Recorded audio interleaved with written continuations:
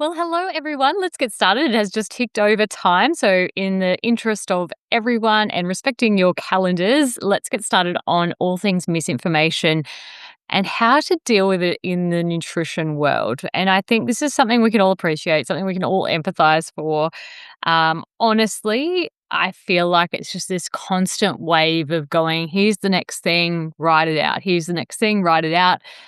And it takes a whole lot of patience and a whole lot of validation and just trying to believe in yourself and dealing with a whole lot of imposter syndrome at the same time when you're hearing all these really confident voices come out with really black and white statements.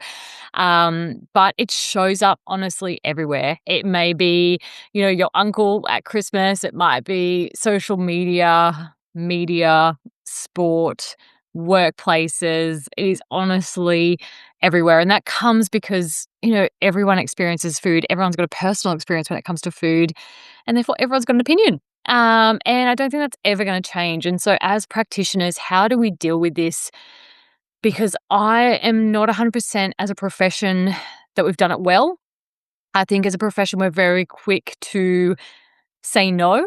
And I think there's a real risk to that because we then come across a little bit unapproachable, a little bit clinical, and also we absolutely break rapport straight away before we've even talked to someone, validated them, and empathized. So I think the really big thing is like, how do we correct without sounding like the fun police? When is the right time to branch into that conversation about correction? When do we respect our boundaries in these conversations, and just appreciating how complex it is because, we're not talking about just debunking science. I think the really tricky thing with this is that we're debunking not just the science. This is people's beliefs, experiences, and emotions, and it takes a whole lot of complexity in how to actually break these down. And that's really where we're going to sit today. We are, as health practitioners, more likely empaths. And I want you to think of that not in a negative sense, but in such a positive sense to how we're going to broach this today. Because I think sometimes we feel like empathy or being too empathetic is a downfall. We need to be more, definitive with our responses. But actually, when we're dealing with misinformation, it's actually better to lead with empathy than to lead with a straight no answer or break that rapport, if you like, from the get-go. So today I'm actually going to do a framework. I've been trying to work around how I deal with this conversation in a really empowering way for you all because it is something you come across all the time. It's something that honestly, I feel like I'm still learning. I'm talking with you, not at you for this conversation because there's so much that I still need to improve and learn myself. So many mistakes I've made, learnings I have had. And I just want to hear your voice as well as mine, really, in this whole thing. So I guess the big thing before we go on is why does it stick? Like, why is misinformation so freaking powerful and why does it spread so prolifically? It's really looking at, it's emotionally compelling. Like when you're looking at how someone shares misinformation, it's done with confidence. It's done with a true black and white dichotomy. And it's so much better than our nuance that we're like, well, it depends. And it does depend. We're not wrong. It's just that we don't sell it as well as we probably could, or if we didn't have such great education and knowledge. So I guess there's also confirmation bias, and I think that's a really important part, is confirmation bias is a really critical piece in nutrition in particular because of that fact that we said earlier that everyone eats, and also the way people search, they don't have a critical lens when it comes to search functions. They will search based around what they actually want to find. So the way that they ask questions is really important, both to who they're talking to, but also to Google searches, ChatGPT, all the different ways people are getting information now. But also on top of that, we've got this echo chamber that we create within our algorithm of social media lens as well, and also in news delivery as well. So I think this is really, really important to appreciate that not every voice is going to be accessible to everyone anymore, and the voices you're hearing aren't necessarily the same voices that others are hearing. So we actually can't just cut down people as if they're silly or naive for believing something, because that is actually the narrative that they are told depending on the voices they've got access to. So the other piece to this, and I'm sure we can appreciate how this shows up, is nutrition or the way of eating is very much tied to a belief system and, as a part of that, identity. So we've got to remember that if we are disproving something or putting another fact out to debunk misinformation, chances are we're actually challenging who they are as a person, not just challenging the information or the science. And that is where it gets really, really complicated. And we can get that pushback and fight back and almost double down rather than flip the other way and go, oh, no way, that's so good to hear. I'll stop doing that. Like, that is a very unlikely thing to happen. So the backfire effect is probably something that we do need to talk about before we go on to the next step, where there's a risk by trying to debunk too early or debunk without validating and empathizing first, where you do actually get someone feeling attacked or cornered and they double down and get quite aggressive in their belief system or their knowledge. And basically, you can think of that as a closed door. What we're aiming to do in this whole thing is keep the door open. So if everything you go to when you're dealing with misinformation is actually just the goal of how do I keep this door open, you can kind of sit back a little bit and appreciate that the conversation can go a little bit slower with a whole lot more empathy while also respecting your values and your knowledge and not going down to a certain level per se or giving in. So before we go on, I know I've already said that. This is going to be, who knows if this is actually going to go for half an hour because I've got a lot to say on this topic. It's really important to understand why this is so hard. Like, I think this is like, we think it is just about, well, if I give people more information, if I show people the evidence or tell them the evidence, we're going to, that'll help. Like, people just need to know better and they'll do better. And I 100% was that person. Oh my gosh, I actually think I said those sentences so many times. Like, "Yeah, when people know better, they'll do better." Yeah, it's not true. if and I think the big thing is like if we only sit in misinformation with just putting forward evidence all the time and only talking science, we will keep hitting this brick wall that I feel is what many of us are feeling like in this misinformation-filled landscape of nutrition, which, yeah, it just continues to get more wild and more controversial, in my opinion, because it's so widely spread now and voices are everywhere. So I think the big thing is like, I said it before, but we are in the best place to lead with empathy first. We went into health as empaths more than likely. And so I want you to take that tool set and that person and that identity and utilize it in how you're going to sit with these conversations, whether it's a conversation with a client, a family member, a friend, someone in the gym, a coach, a player. This actually sits in a lot of spaces. And before I go on, I guess it's really important to appreciate that the way we hold conversations will likely differ and need to differ compared to in a consult room or a private conversation versus social media. Like, there is having to be a difference in approach depending on how we're talking, the readiness of conversation, and whether that conversation is going to be one-sided, two-sided, population-based, to how we actually hold this conversation. But the whole concept can be the same. And what I've come up with is, and I don't think this exists, I did search it, but like I wanted to come up with something that meant something to me because I need that grounding a little bit when I get really triggered and I do get heightened in these challenging situations. I'm not sure how you respond. I often respond with crying, so that's really unhelpful in a in a situation where like I've got a high performance manager at me or a coach at me or someone really threatening my ability. I'll just tear up. Like, even just thinking about it now, I already am. Like, I hate that I've got that response, but I also appreciate that that's who I am now. I've kind of accepted it, and I roll with it, and I don't stop. I just keep going despite my tears, and I don't apologize for it. But it's taken me a really long time to appreciate that's just my response to being threatened.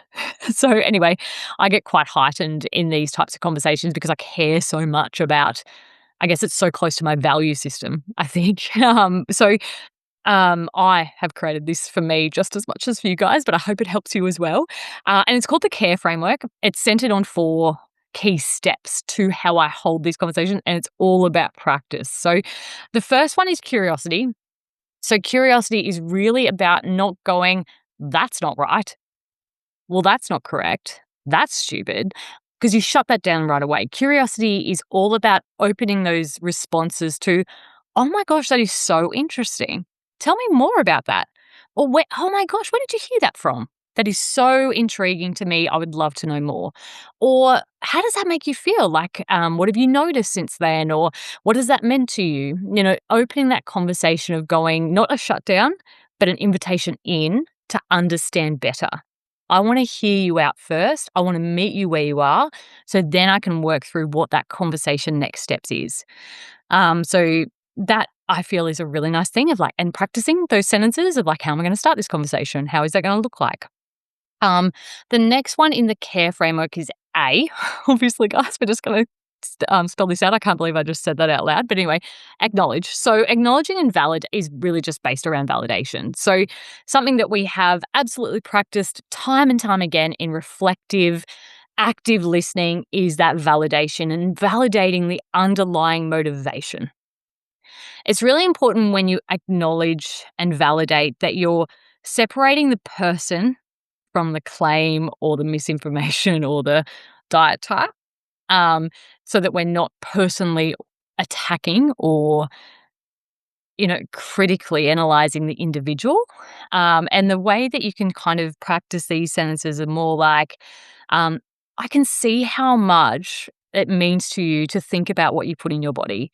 Or I can see how much it has helped you to have that really clear ruling. Or like, it's really great to see how much more confidence you've got since talking about this. Or I can see how passionate you are around these things. So it's like, I'm validating the feeling of where this has come from or the importance it might prove to them. I'll show in a few examples later too. I've written out because like they're real world examples that I wanted to show.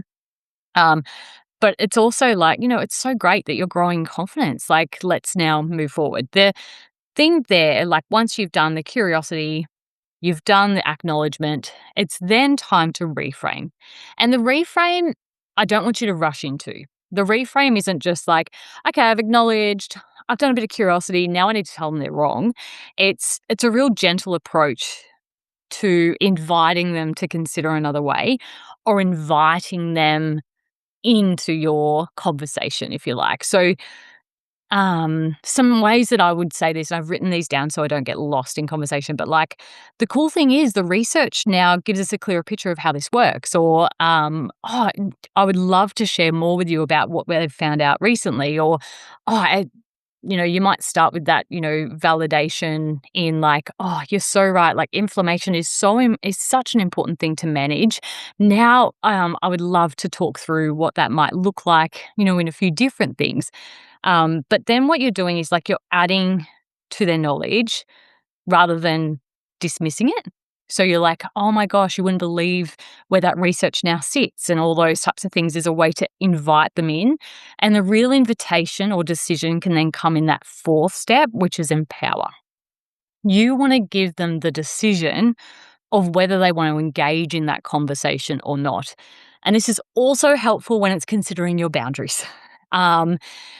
Because I feel like that's the thing is like we don't need to re-educate everyone. We don't need to dismiss and ensure that everyone doesn't have any, incorrect beliefs. That's just a really long shot goal to have. Our goal is actually, as I said before, just to keep doors open and be there when they're ready to have those discussions. So the empowering it bit is like, how do I now give this person agency into deciding if this is a conversation they are ready to engage with? So, you've talked about the acknowledgement, the validation. You've said there's research that supports da-da-da now. And then you're inviting them in and going, would it be helpful if I shared this evidence with you? Or if it feels okay, I'd love to share where this is currently at so that we might work out how we can sit on the same page. Or, if it's okay, or would it be helpful? Those are the types of starts of sentences that can be really, really helpful. Basically here it's all about autonomy. How can I help this person feel in control of their decision, whether that's to engage or disengage, or whether that's to change or not change? So here's a really good example of current discussions is, you might get a client in or a friend in having a conversation that's like, oh my gosh, I've just cut out seed oils. insert favorite influencer here, has said that they're poison. Now, that's like a pretty strong statement, right?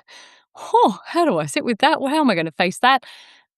We breathe and we go, okay, first of all, instead of, well, that's not true.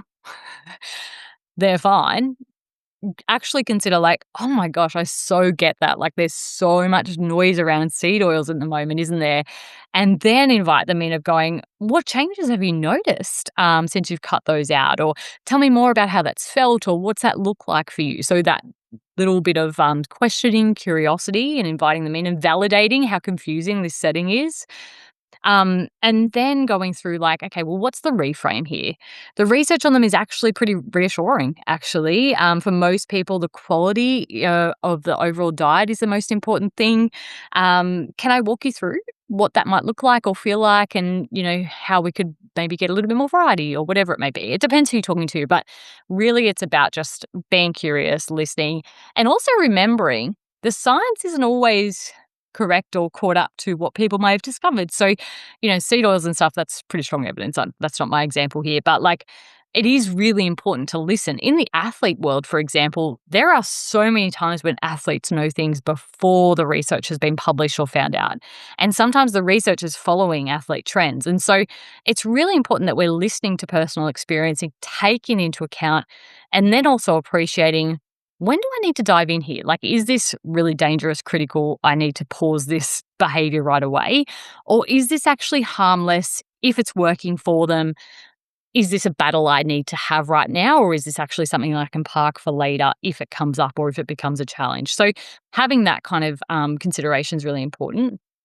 A really common one in the sporting world is having coaches or other support staff overstepping their scope and making broad strokes of recommendations, whether that be for body composition or diet types and those types of things. And so, the example I've given here is we've just letting you know we've told athletes not to eat dairy because it is so inflammatory. And it's like, oh, cool. So what we're going to do here, instead of going, panic mode, please don't do that, actually go, you know what? I so appreciate your care when it comes to the athletes and thinking about things because it is actually really important that we do manage inflammation. And I appreciate your goal here. And then moving into where the evidence sits as a broad stroke for dairy and the athlete and how it can actually help with health outcomes and also bone health and recovery. And then inviting them into going, maybe we could work together on like a little bit of a summary of where that sits and the different strategies we might be able to use for just managing inflammation in our players. And so that it's a team environment, a team discussion, and then a plan forward rather than an overarching, broad stroke of no dairy in this environment. So leading with your, not leading with that you're wrong, but leading with that empathy, looking for curiosity, leadership in that respect, and also layering in evidence within that response as well. The goal is actually not to win. And I think that's a really good thing to remind ourselves is like, this isn't actually a debate that we're just looking to win. The goal is to keep that door open. And so there are going to be some times where you actually don't get far at all. You might feel really defeated, deflated. But if you've managed to keep the door open to someone considering different, having time to pause, think, then come back, then you actually have won in the most beautiful way of keeping that door open for future conversations, future considerations. I think back to a time where I was fighting so hard for a team to reconsider daily weights. And I was honestly brick wall because I think I was coming from, as much as I like to think I was doing the right thing in the conversation, I think I was coming in too red hot of like, this isn't right, this is wrong, and it's unhelpful, and not actually sitting back and going, what are you hoping to get out of this measure? What is it currently giving you? Give me more information so that I can then come up with a plan forward with you together. And I think over time I got to there, and now we have an incredible strategy and protocol in place. But it took me a lot of lessons and I guess just time in the job to realize that how to hold these vulnerable conversations in a more structured and also productive sense. Now, that's the framework I have in my mind, and it's care, curiosity, and then we go through from that in terms of ensuring that we're looking at the acknowledgement, we're looking at reframing, and then we're looking at empowering. However, that's not to say it always works, and it's not to say it doesn't get hard. And there are so many conversations that have been so hard, and I'm sure you guys listening along, watching along, are probably a bit the same, where not every conversation will end in a change in mind. And it can come up with heels dug down even deeper. But I think the big thing is like, know your boundaries, know when it, know your values is probably a really big one I come back to. It's really, beliefs and values are different, and we can respectfully hold conversations while also respecting and keeping to our values, while also then, appreciating that beliefs can change. So I think, respecting that perspective, respecting others' perspective, and also making sure your advice is grounded is so important. So like, say someone's like, this isn't happening. We're definitely not doing that. We're doing this. You can respond in like, I absolutely respect your perspective here, but it's really important to me as a practitioner that we go about this in the way that is best practice and hold that as the foundation. Is that somewhere that we might be able to start instead? So instead of having a conversation centered on that one particular thing, you bring it back to values and go up from there. So the other thing, and then I've mentioned really briefly, is protecting your energy. You don't have to fight every battle, and knowing when a battle's worth fighting is one of the critical pieces here. And that goes for individual clients who, maybe they've come in, they're like, oh, yeah, I won't have juice because it's got too much sugar. Or like, just broad statements of like food that I cut out. I remember so vividly, one of my funniest ones was like, oh, just letting you know, this was so early in my career, but it was like, oh, I feel really bad saying this, but I know I've been eating the wrong apples. And it's like, oh God, which apples have you been having? I know I'm not meant to have red apples, but that is what I've been having. I know that green apples are probably better. And I was like, oh, wow. How much do we need to unpack here? Because there's probably a lot of misinformation alongside the apple information this person's had. And it's just about appreciating going, oh, that was a really interesting thing for you to say. We might park that for now, but it's definitely something I'd love to cover with you in the future, because it's like, you know what, at our first session, I don't need to debunk everything that's coming out of this information session. I'm going to hold this. I'm going to park some things. I'm going to absolutely escalate some things, but it's all about prioritization. And you can only really hold respectful conversations if you have that rapport already built, and saying, no, that's wrong straight away, if it actually means a lot to that person or is part of their identity, is going to break that very, very quickly. So just appreciating your barriers, just appreciating your boundaries, but also knowing what battles is a really critical part to actually progressively having these conversations. And social media isn't a consult room. So if you're trying to hold these conversations respectfully in a text comment-based setting, it may not go as well as a person-to-person discussion. So just appreciating that. Absolutely, like the approach still works better. And it can absolutely help in how you create social media posts or information pieces. And also, our previous guest speaker on in one of our modules, Dr. Emma, does this so beautifully, and she talks about this is how to debunk like the science and a better way to do it rather than just saying this isn't right. And also just the realness of it. Some convos are just really hard. As I said previously, I often find them quite triggering, and I get quite heightened. But the big thing is like, how do I show up in what I can control? And that's with empathy, respect, validation, and working to keep the door open. So, just making sure that we're controlling what we can control, not trying to change someone, which actually isn't in our control. So the summary: curiosity, acknowledgement, and then moving through the reframe and also the empowering. Leading with empathy, which is what we're best at anyway, so that wins. But also layering in that empathy, that evidence, and also ending in that empowerment.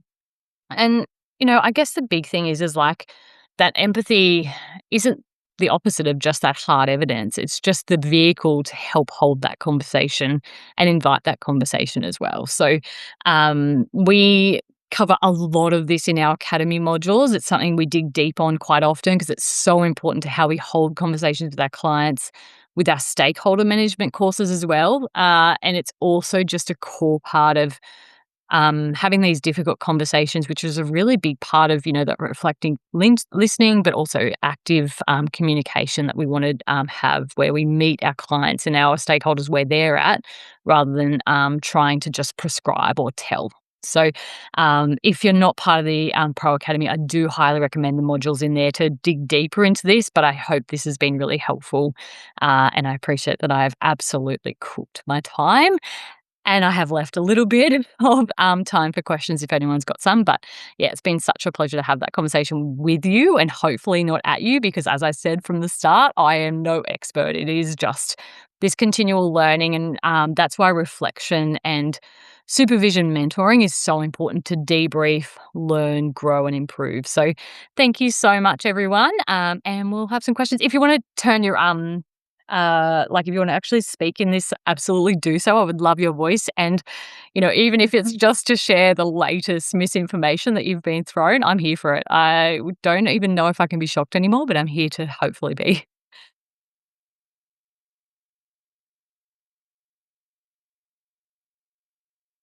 I have, I guess, a bit of a question. Thank you very much. That was really helpful. I guess one of the things that comes up is trying to find the balance of following lots of this stuff so I know what my clients are going to bring to me and not being triggered by the chaos that I see online. Because I've had people tell me things that they do. I can't even think of an example now, but they'll say, oh, I take this supplement or I don't have that because of this reason. And they just expect that it's common knowledge. And I'm kind of sitting there going, I'm supposed to be the expert and I don't know what that is. Um, I how do you find that balance of keeping up with what people are gonna come to us with, without just spending hours on Instagram seeing the latest craziness? Oh, like it. Do you know what? I had this recently happen to me with berberine. Yes. And in a day, I had 4 people reach out to me, and I was like, "What is going on?" And I need to get on social media because I obviously am so behind. Sure. But in their, like, world, in their little bubble, it It's was everywhere. all that I was seeing. Yeah. No. And, I think it is a fine line and also a balance, and it's probably similar to trying to keep up with journal papers. Yeah. Um, and I definitely don't have all the answers there, but what I do is kind of validate and ask questions and do the curious two-step first. And then for the reframe, sometimes I've got to actually take some time and come back to them. So it's like, you're absolutely validating. That's so interesting. Tell me more. How has that felt if it's something they've tried?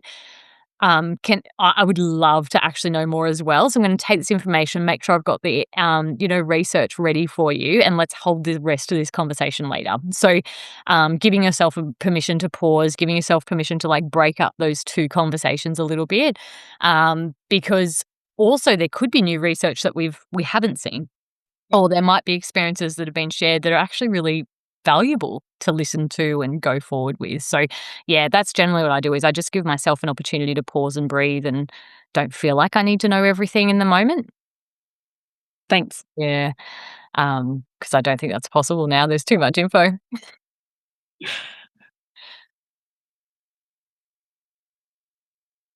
Mon, would you add anything to there? You had that happen? Oh yeah, I've had that happen for sure. No, I think I agree. Sometimes it's best to just like admit you've literally never heard of it or just be like, yeah, like let's come back to that. I'll look into the research a bit more just to make sure I've got all the evidence there, ready to like have a good chat to you about it, sort of thing.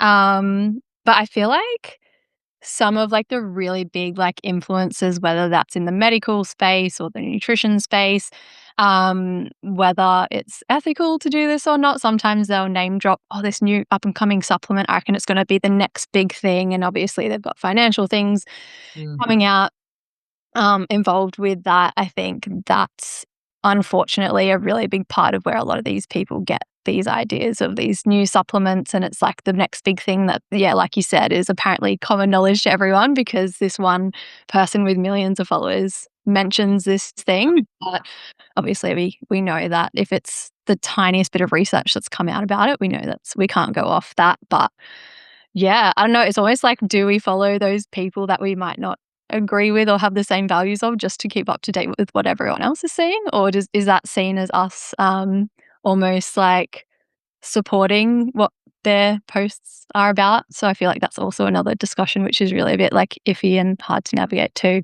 Completely. I think so much of it is just in working on validation skills of like, what are they actually looking for? Or what are they needing from this diet or from this supplement? Like, what are they seeking? Like, what's their why? And if you get that, then you can generally land them in a place where maybe they're still taking it or maybe they're still considering it, but you've met a little bit more halfway. I'm like, well, I absolutely appreciate that that is what you're after. That totally makes sense. Have you considered also adding this? Or could we do this as well? So that you're kind of not just coming at it as a misinformation, but as a they've they've interacted with this information for a reason. There is something, there's a gap here that they're looking to fill, whether that be hope, at the very, like, that is health, that is wellness, isn't it? And then, even just validating hope of like, oh, I can totally see why you're looking for answers here. And what I'm here to do is give you the information that I know so that you can make the best decision for you in finances, in what you take. And, our role isn't just to prescribe and tell or say no. Our role is actually just to give them all the tools to make the best decision for them and give that autonomy. So, yeah, I think that's a really critical piece to this as well, is like, how well have we actually sought to understand the why? Hmm. Well, there's a chat. Hang on. A super popular topic I have seen lately in the social media wellness space is injectable peptide. Oh god, I feel really grateful, Emma, that I'm not part of that because the athletes that I work with would absolutely be banned straight away. So I feel like, see, this is the thing, right? I haven't come across it, but that's probably because my bubble hasn't allowed me to come across it because of who I'm following or the voices I'm listening to. So I love this stuff. It's just like so intriguing to me. And the amount of money people spend and the hope that they believe in, and oh, it's hard. And, maybe it has lots of evidence. And I think that's the real other thing. It's just probably not legal if you're an athlete. So it's like, and again, what are they looking for? What are they hoping to achieve with these injections? Obviously, it's worth the risk if they're doing it. So then kind of going backwards from there of going, well, what else could we do that's also going to have this effect? Or is there other things that we can consider with less risk? But yeah, it's a really tricky space. Yeah, definitely not they're not FDA approved. Research is very up and coming and new, so it not much, clinical studies so far. Yeah. Yeah, there's not much friction to market, is there, for injectables, for supplements? Like, if you have an idea or if you think you can sell something and be good at marketing, you don't actually need to wait for anything. So, I think even just helping people understand that is a big part of my role. Is like, I can't tell you, like, even if you use the supplement example in this space for elite athletes, I actually, as a sports dietitian, can't tell people to take a supplement.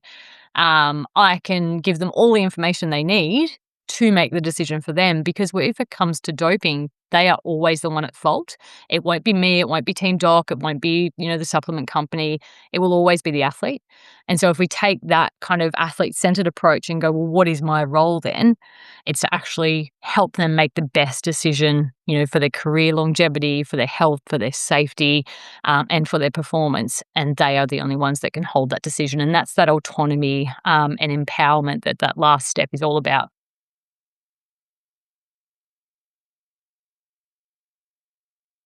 Awesome. Well, it has gone past our time. I'm not shocked that this one went over. I'm really happy it did, actually, because I feel like you guys have added some excellent little tidbits of information after as well. And I think it's a conversation that we can definitely keep having.